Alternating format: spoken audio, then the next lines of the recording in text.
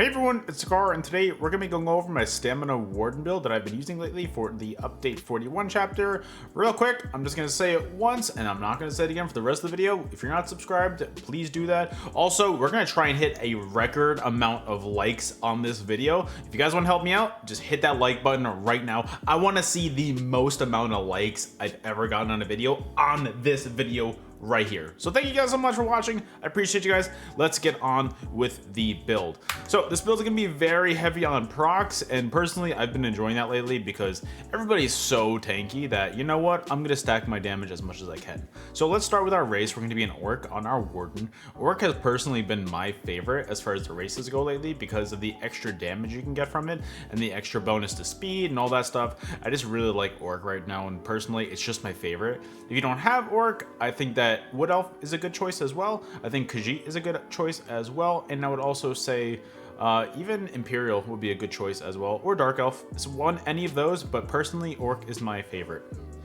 For our attributes, we're gonna have 0 points into magic, 16 points into health, and 48 points into stamina to give us a max magic pool of 15.3k, a max health pool of 29.1k, but don't worry, it gets a lot higher because we have minor toughness, and also we're doing death dealers on this build. And for our max stam, 23.2k as well. For our Mundus, I'm going to use the Serpent because I do need a little bit of extra recovery. If you can find that you're sustaining just fine on this build, try and build more into damage, go for it. But personally, I was definitely lacking on the sustain a little bit, so I think that Serpent really helped me out with that. Then also Vamp Stage 3 is very important. That helps your overall tankiness. That undeath passive is massive. The less health you have, the less damage you take. So overall, I think that's really huge. So let's look at our, real quick before we actually look at our gear, we're also going to be using Orzorga's Smoked Bear Haunch for our food. That's going to increase our max health and also our stam and magic recovery. Then also we're going to be using tripods on this build because I just love tripods, the extra little bit of sustain that you get from it, and also this like the burst resources, that is absolutely huge. So moving on to our gear, I believe that this is the exact same setup that I was using on my Arcanist build, on my last Arcanist build. So if you guys watch that video, this probably looks very familiar. I think everything is exactly the same as far as the sets go. So let's just go over them real quick. We're going to be using Magma Incarnate as a light helmet in Impen. So we only have one piece of this because the one piece of this gives you extra magic and stam recovery. And overall, I think as far as one piece monster sets, getting both a magic and stam recovery is one of the best bangs for your buck you could possibly ask for. Our front bar set is going to be Tarnished Nightmare because I just really like Tarnished Nightmare lately, and honestly I'm just trying to raise awareness so it's nerfed. So overall, Tarnished Nightmare is going to give you 3 lines of crit chance, which I absolutely love. I think having 3 lines of crit chance is insane, and your crit percent goes through the roof because of that. And then the 5 piece, basically what it does is when you deal critical damage, you have a physical damage AoE go around your enemy, and that is not only going to affect your enemy that you hit, but also the people that are around it. And on top of that, you're also going to be applying the Sundered status effect to your enemies as well. So that is massive for your overall damage on them too. So Tarnish right now is just working so well. I definitely recommend grinding that out and trying it out for your guys' selves. And hopefully together we can get this set nerfed because it is very strong right now. And then on our body at all times, we are having Way of the Fire because Way of the Fire is probably my favorite set in the game. The amount of extra sustained pressure that you can apply on people because of this set is insane, and personally I just really like it. So what this does is it gives you a line of weapon and spell damage, max stam, crit chance, and when you deal damage with a weapon, you're going to deal an additional 3042 flame damage, and that can occur once every 2 seconds. And so basically, for those of you guys that don't know, so that says when you deal damage with a weapon, but that also applies to weapon abilities. So right here on our front bar, we have Rending Slashes as our main spammable, and that is a weapon ability, and that's going to leave a dot on your enemies as well. So, you know, it's got that 20-second dot, and that dot also applies to the conditions of when you deal damage with a weapon. So that dot is going to allow that Way of the Fire to proc every 2 seconds. It is insane. That extra damage just from both that Way of the Fire and that Rending tick is huge. Moving on, we're also going to be using Medium Tarnished Nightmare's Hands in Impen, Medium Tarnished Nightmare Waist in Impen, Heavy Legs of the Fire in Reinforced, and then Heavy Feet of the Fire in Impen. our jewelry is going to be Death Dealer's Fate, infused with a weapon and spell damage enchantment on it. Death Dealer's has personally been my favorite mythic lately because that extra bit of stats that you can get is absolutely massive. So let me bring out my calculator real quick on my phone as I'm talking to you guys. So every 2 seconds that you're in combat, you're going to get a stack of 88 magic, stamina, and health, up to a maximum of 33 stacks. So 88 times 30, you're going to get an extra 2,640 health, magic, and stam. And I know that this isn't a very known fact, but for those of you guys that don't know this as well, because I know a lot of you guys run Markin, Death Dealers actually kind of gives you more damage than Markin, because for Markin, you're usually going to get that 200 weapon and spell damage, but for Death Dealers, I don't know if you guys know this, how many of you guys do know this, but for every 1,000, let's say you're doing a stamina build, for every 1,000 stamina you have, you get an extra 100 weapon and spell damage just to your regular character sheet. That's not going to apply to your actual weapon and spell damage, but that's going to apply to your skills, your ability, all that stuff. So overall, you have an extra 2,640 resources on there, so that's going to increase your damage more than Markin could. But yeah, Markin's going to give you extra resistances, which is fine, but honestly, I just like padding out my stats a little bit more. Moving on to the rest of our jewelry, we're going to be using Ring and Necklace of the Fire right here. Both are going to be infused with a weapon and spell damage enchantment on it. And then our front bar sets are going to be Tarnished Nightmare on our front bar. Main hand is going to be Nirnhoned Mace with a poison damage enchantment on it.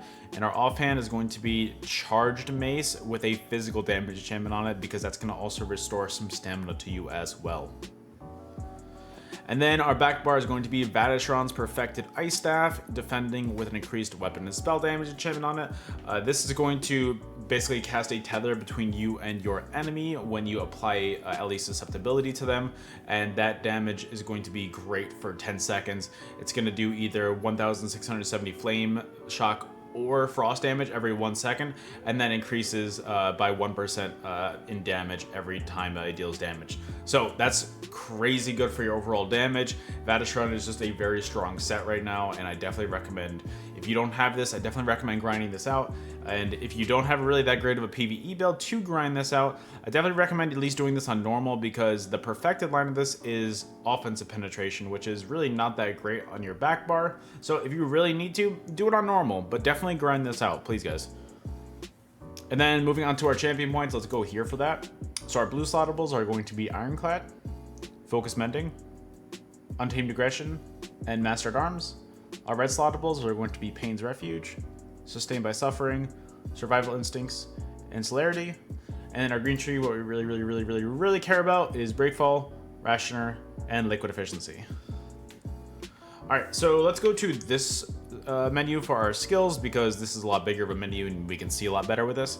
So Rending Slashes is going to be our main spammable on this build. This is going to be what's doing a lot of damage for you, because A, it's going to be proccing your Way of the Fire every 2 seconds whenever you're even buffing up, because Way of the Fire can be on your body at all times. But overall, it's just great damage to have on your bar as well. And then on top of that, you're also going to be applying the hemorrhaging status effect to your enemies as well. So honestly, stacking status effects on your enemies is a huge way to just get bonus damage as well. And then Bird of Prey, this is going to be a lot of different skills in one. So basically it's going to be your major expedition, so it's going to increase your movement speed by 30%. It's also going to gain immunity to snares and immobilization for 4 seconds as well, so that's huge. Also, while slotted, you're going to gain Minor Berserk, so that's going to increase your damage done by 5%. So overall, it increases your damage done significantly. Also, we have Lotus Blossom on our front bar. That's going to give you Major Prophecy and Savagery, so it's going to increase your weapon and spell critical by 2,600. Also, whenever you light or heavy attack, you're going to be restoring health back as well, so make sure you're weaving those heavy and light attacks in. That way you can keep your health up as much as possible. And then we have Deep Fissure on this build. This is going to be what's kind of lining up your burst potential on this build. So this is also whenever you hit your enemies as well. This is going to apply major and minor breach to your enemies. So it's going to reduce their physical and spell resistance by 6k and 3k as well for 10 seconds. So it really makes them a lot squishier after you hit them the first time with this. So try and make sure you're lining this up all the time with your abilities. It is great for your overall damage potential. We're also using Growing Swarm on this build. I wanted a source of just extra dot pressure on this build, and Growing Swarm is a great source of that because it's also going to apply minor vulnerability to the enemy, so it's going to increase their damage taken by 5%. Also, this is going to be a little bit of an AoE as well, so enemies next to the carrier are going to take bleed damage as well every 2 seconds. So overall, I think this is an absolute great ability to have as your kind of sustained pressure on this build. And with your sustained pressure, you've got Growing Swarm on here, you've got the Rending Slashes dot, you've got the Way the Fire dot every 2 seconds. I think that there's a lot of both burst potential on this build and dot pressure on this build as well. I like it.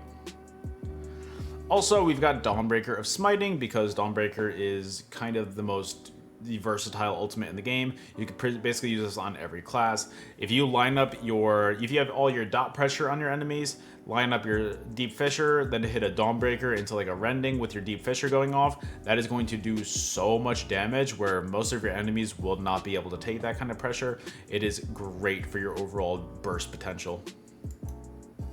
Back bar, we're going to be using Arctic Blast as our main spammable heal. This is going to be what's getting you right back up to full health, but on top of that, it's going to stun your enemies as well if they're close enough to you. So it's a really nice multifaceted skill. There's a nice combo that I like to use that I'll discuss after I get to our ultimate that involves this ability that really does a lot of pressure to your enemies. And then we've got Bullnetch. This is going to be your source of major brutality and sorcery, so this is going to increase your weapon and spell damage by 20%. And on top of that, you're going to be getting stamina back over the duration as well, so that's huge. And every 5 seconds, the Netch is going to remove 1 negative effect from you, so that's great for your overall just damage mitigation because it's going to remove negative effects. It's great for your major brutality and sorcery, so it's going to increase your overall weapon damage. Overall, I definitely recommend having this skill out there. Also, Resolving Vigor, this is going to be a nice 5-second heal over time. That's going to help you get right back up to full health. So this is also going to give you minor resolve as well. So it's going to increase your physical and spell resistance by 3k for 20 seconds.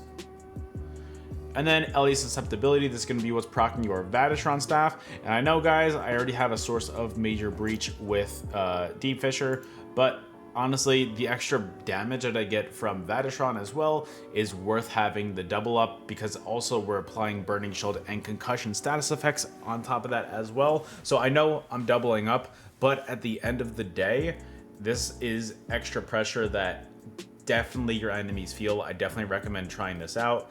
I really like it. I think that this is one of the things that makes the build so strong.